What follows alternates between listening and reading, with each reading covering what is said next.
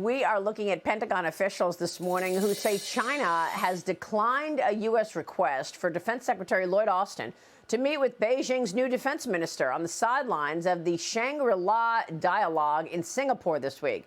China's U.S. Embassy spokesperson is reportedly questioning the sincerity of the meeting proposal, pointing to U.S. sanctions on its defense minister imposed back in 2018. Joining me right now is the Gatestone Institute senior fellow. He is author of The Coming Collapse of China and the Great U.S.-China Tech War, author Gordon Chang, back with me. Gordon, great to see you.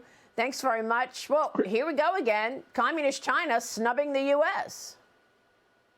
Yes, and first of all, we should not have requested the meeting with the Chinese Defense Minister, General Li. And the reason is the guy's under sanctions. These are our sanctions. And by requesting the conversation, we showed that we're not serious about the measures that we impose, and that it contributes to a further breakdown in deterrence. Well, it's also the same idea that we are trying to be tough on Communist China, and yet we've got the Thrift Fund. This is the 401k for government employees able to invest in companies that are in China and also sanctioned. How is it possible that the Thrift Fund enables recipients to buy into Chinese companies that are actually under U.S. sanctions or on these lists, the entity list? Yeah, this is strategic madness. This is not moral.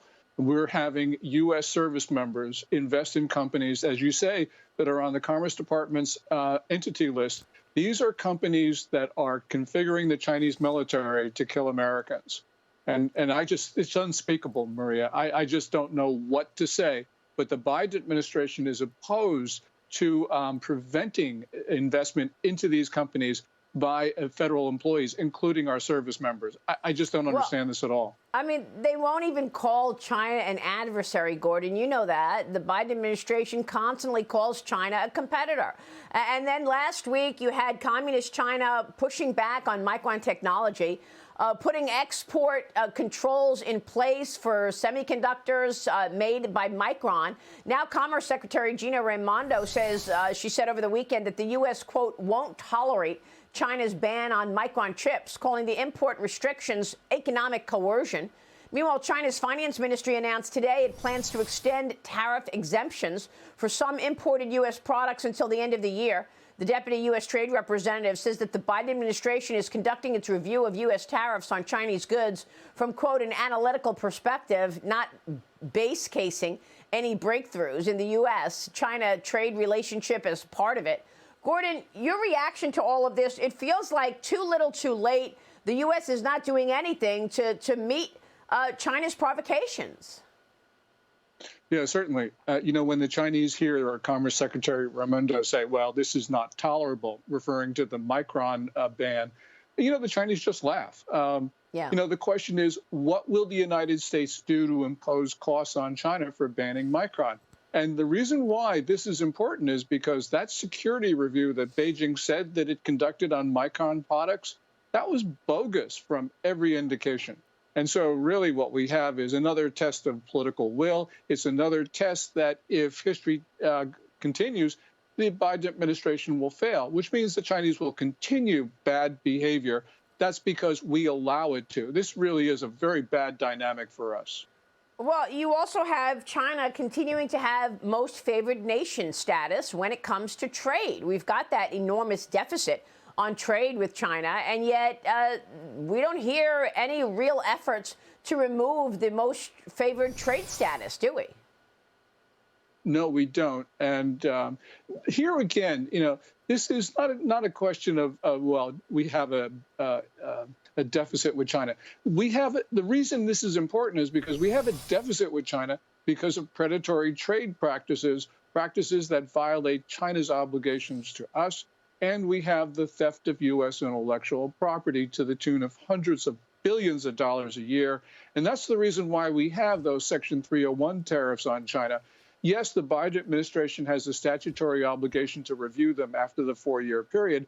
But what Biden should be saying is, look, I'm keeping those tariffs on and I'm increasing them because China has not stopped the theft of U.S. IP.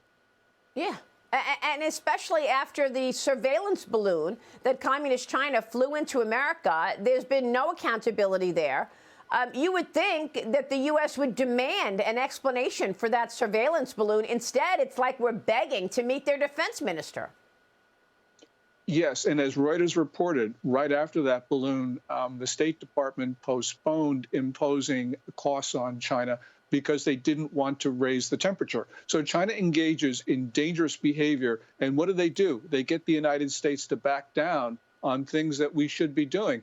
China looks at that and says, well, of course, we're going to be more belligerent in the future. So what the Biden administration is effectively doing is it's making this situation worse. This is a dynamic that occurred in the past, in previous administrations. Trump broke this with saying he's no longer going to go with this very dangerous policy of ours. Yeah. And Biden is just continuing. This is, again, strategic just madness. Yeah, economic coercion is how this government talks about Communist China, and yet Biden keeps rolling over. One more reason we constantly question whether or not he is compromised after his family has taken in all of that money, according to James Comer. North Korea, got to get your take here, announcing plans to launch its first military spy satellite next month to monitor U.S. drills, Gordon. No wonder North Korea is now thinking about surveillance of America after the Chinese spy balloon went off with no issues. Yeah, this launch, again, is a violation of UN sanctions because it employs ballistic missile technology. Here again, you have every American president going back to George W. Bush just not enforcing these sanctions. And this is just, again, we're telling the North Koreans, yes, we'll impose sanctions on you, but we don't mean it because we're not going to enforce them. So this is our fault. We have allowed North Korea to become a threat to the United States because we have not imposed those costs and then enforced those sanctions. Yeah, a lot of missteps on foreign policy, that's for sure. Let's not forget Biden waiving sanctions on Putin's pipeline into Europe. What message did that send? Why waive sanctions on Nord Stream 2 as soon as you get into office? Another head scratcher. I'm not sure what that did for the U.S. interests, Gordon. We're going to keep watching all of this. Gordon, it's great to get your take on all of it. Thanks very much. Thank you, Maria.